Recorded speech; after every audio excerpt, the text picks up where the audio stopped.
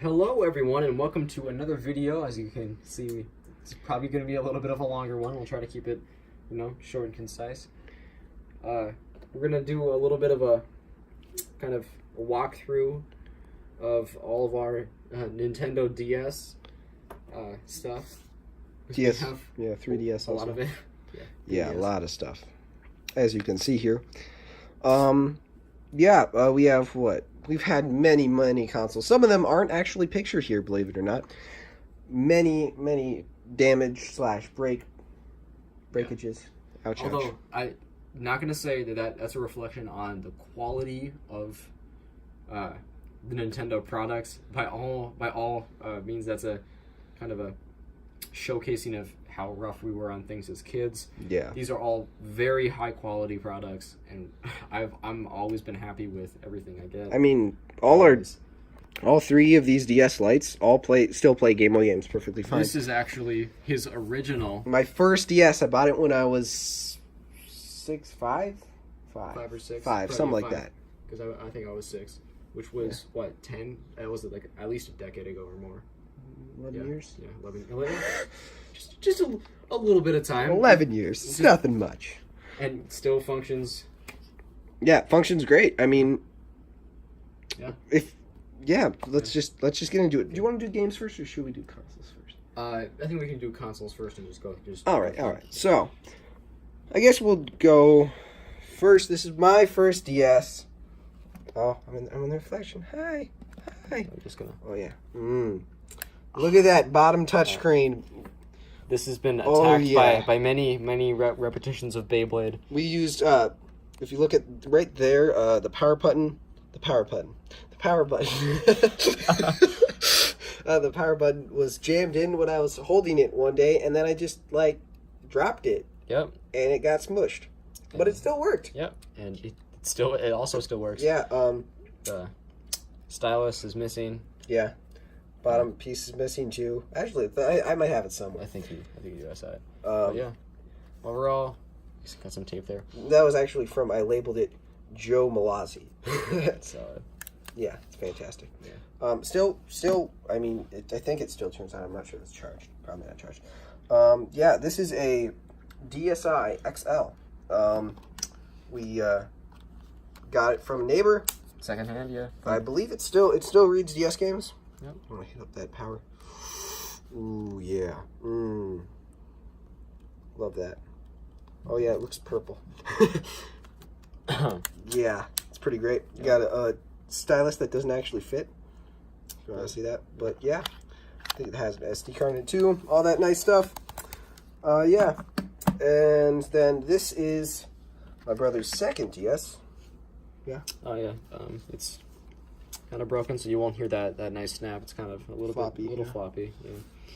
Yeah. It has some damage on it. Also missing that, but it powers up well, and I think it still reads Game Boy. Yeah, it still reads Game Boy.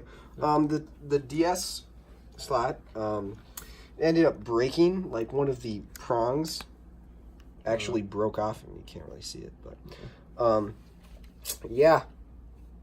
And also, it has PictoChat. It has PictoChat. The best messaging service of all time. Totally. I don't care about Facebook Messenger or none of that. It's you had an original DS that was white, but then it had a charging issue. Oh yeah. And a turning on issue. It just kind of gave up. After a certain point, yeah. This is my second DS. Got the nice red chrome. Yeah. It was like a Toy Story edition. Oh, was it? Yeah. Nice. There's that nice screen. Still reads Game Boy. It's always read Game Boy. A couple days after I got it, bent one of the prongs. So it kind of sucks. Actually, it might have been a month or so. I'm not exactly sure, but yeah, it's almost dead. Still DS download play. I'm pretty sure the bottom piece is still in there. Oh, actually, that's the one from that one. So my original one. Still have it. Yeah. Those are those. Now on to newer DSs. I've had two DSs of the 3DS family. This I bought about right around a little more than a year ago. It actually broke. It was a common glitch. If you want to hear. That little poppy noise. It's a common glitch. I'm pretty sure the motherboard got detached. So, yeah. Yeah. You also have one. Yeah, and mine still works fine. I've kept it in better condition than mine. condition. Yeah, he definitely played it more and had more wear and tear, and I think it had a couple drops and stuff. Yeah, I mean, the issue is for the repairs, it'll cost me $60 if I want to repair it. So I might just like break it.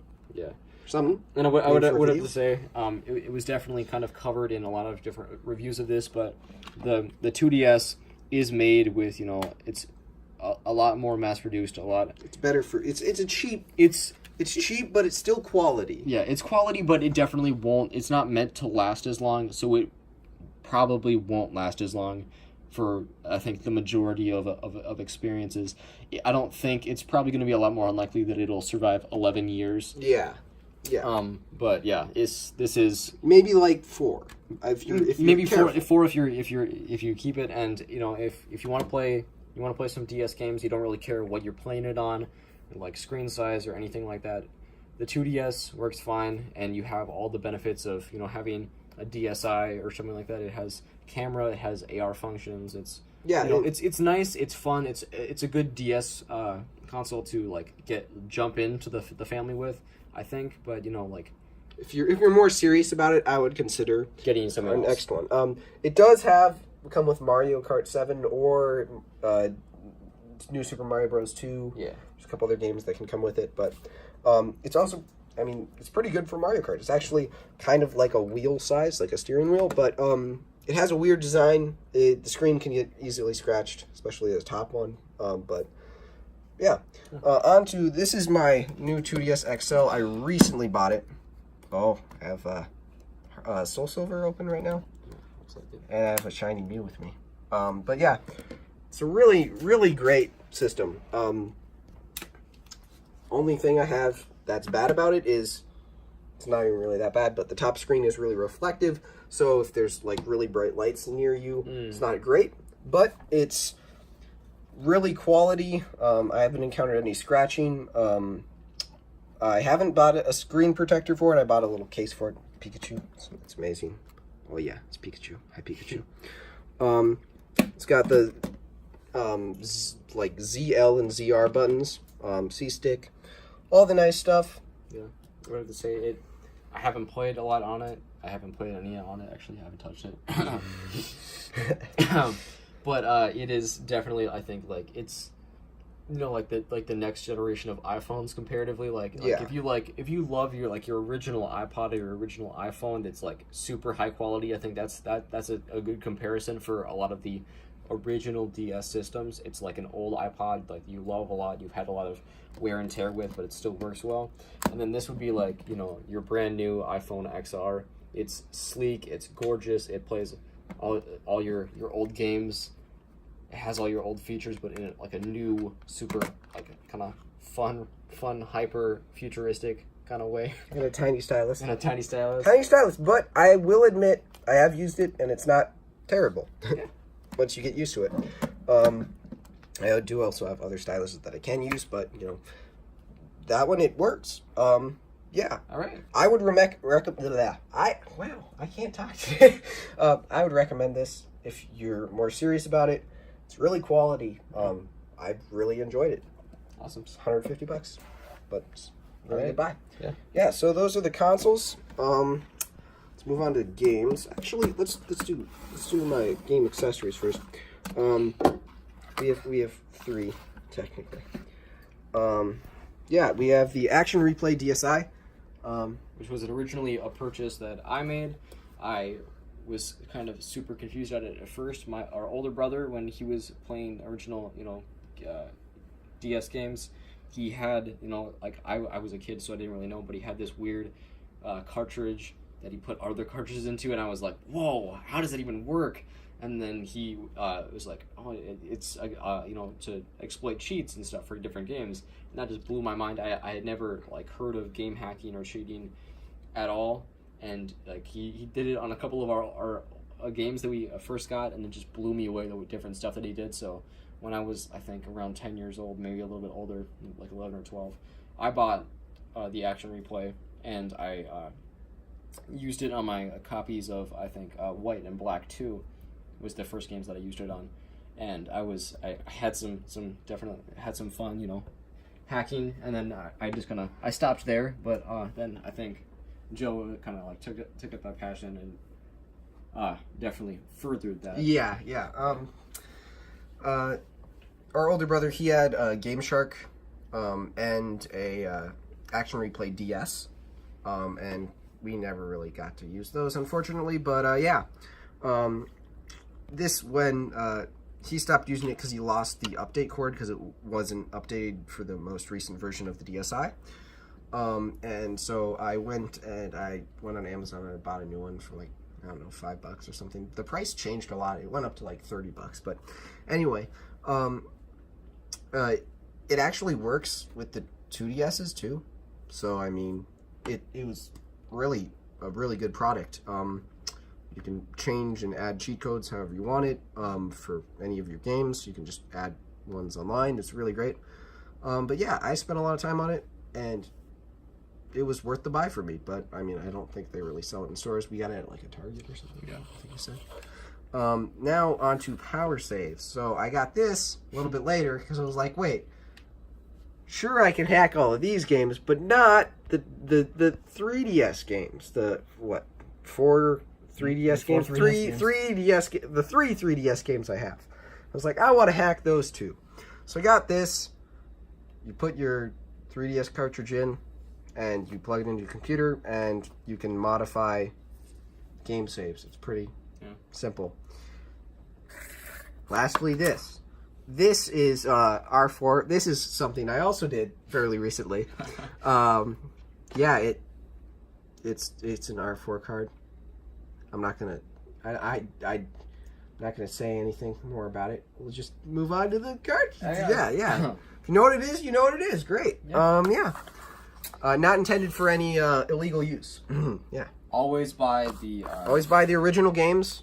Yeah. Always support the publisher. Yeah. Always. Now let's get into the real meat of the video. So beautiful. So many. Yeah. Yeah. All right. We'll just start talking about them. I'll just should start like right here. Okay. Yeah. All right. Actually, we should. Okay. We have a great setup here. Yeah, we do. Yeah. Okay. This is Pokemon Black for the DS. It is, I think, like one of the, more modern ones that we did when I started getting back into Pokemon pretty seriously. I played, the Sinnoh region and the classic games when I was a kid, but then when I wanted to get back into things and start reinvesting, this was one of the ones that I went into. We are aware that this did come right after Heart Gold and Soul Silver, but we had a period where we were just like, oh, we're stopped caring about that stuff. We're too cool for Pokemon. And then we're like, wait, we're not too cool for Pokemon. We love Pokemon. Yeah. So then we got back into it. We have Pokemon Black, and I think we have 2 copies. There's a Pokemon White there. Pokemon Black 2 there. Yeah, I think we have some other multiple copies, but I don't have them out here.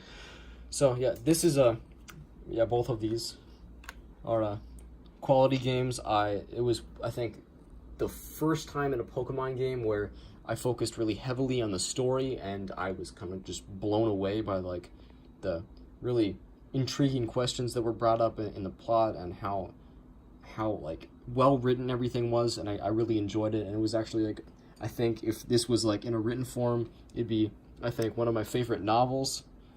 Actually, it was definitely some really, really quality games there. Yeah, I mean, I've really enjoyed them too. To me, I felt like some of the recent games, unfortunately, haven't like lived up to the Pokemon standard. But I would say that these games really have. They did. They just even the graphics, even though they're kind of pixelated, that kind of just brought back Pokemon. It was really great games. Yeah. Next up, we have Bakugan. Oh yeah. Battle Brawlers. Great game. You may have noticed that a couple of the screens of our DSs are scratched somewhat. One of the main reasons that is for not using a proper stylus and playing this game, because this game was so intense, had no right to be as intense as it was, but the battle dynamic was super interesting. It was turn based, but it was based on the actual game Bakugan, if you know it, and then it had different I think kind of mini game ish battle dynamics that were super interesting. It was like the best 2 out of 3 battles, and the story wasn't like much per se. It was very championship tournament, fate of the world, dark, sinister antagonist, basic stuff. But it was so much fun to do, and so much fun to like say that you own everything and you have like kind of a Pokemon-ish kind of ability to collect everything. Yeah, collect and upgrade, which was also super fun. There's not anything in it that you weren't able to obtain at some point through hard work. It's a solid game. It's a solid game. Yeah. Next up, Michael Jackson Experience. I played this game maybe once or twice. We have 2 copies of it, and they're both trash. Yes, they're just not worth it. Don't. It has kind of, I think, if I remember, terrifying like graphics that look like they were rendered on the Wii and then ported to the DS. Yeah, and then ported to the Game Boy, and then left the Game Boy, and then just left on the Game Boy. It's like it's not. It's just bad. I didn't actually understand how it was gameplay. It just looked like a Michael Jackson music video with bad graphics, not actually real graphics. You can't see anything, and it's just it's disturbing, and I don't think it should count as a game, really. All right, yeah. Next up, Kirby Superstar Ultra. This is one of the games, most of the games that we've had for DS, we've played together. Like Bakugan, even, Pokemon, we've played them cooperatively. Kirby Superstar Ultra, wow. Just a great game. I mean, it's kind of an update to Kirby Superstar, which I have actually never played, but I played this game, and I spent many hours playing it and then replaying it. I also didn't know how to get past Gourmet Race. For much, I had like half of the game unlocked, and I just couldn't figure out the rest because I didn't want to do the treasure one. Yep. And I did Gourmet Race a bunch of times. So I was like, I don't understand. But seriously, I've bought this game 2 or 3 times. It's so worth it. It's worth it. Yeah. It was like $20 used. I haven't even had my own copy of it, and I've still completed the game a couple times over because it's so enjoyable. Yeah. Just playing it would have been awesome to have 2 copies at the same time, so we could do the full multiplayer. We never got that opportunity, but playing the single card multiplayer of Greens. Yeah. Was so much fun. We did that so many times on car trips. It was so much fun to be, like Kirby's ally and, play that. And our love of that kind of pushed getting Kirby Star Allies for the Switch, which is also a very fun game. I don't know if it was as much fun as this though. Yeah, for me, it personally wasn't. It was a good Kirby game, but I mean, I think this is one of the best. Yeah. I've heard good things about Kirby Superstar 2. I really want to play it. I considered getting a SNES Mini just to play it. I mean, yeah. So, next up, Pokemon Ranger. The other game that I played mostly by myself. Oh, yeah.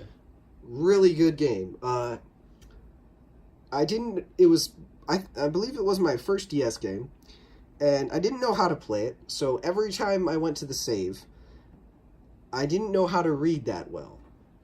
Or I had such a short attention span that I didn't read it all the way. So every time it would say, saving, do not turn off the power, I would turn off the power. Because logic is my favorite rapper. So,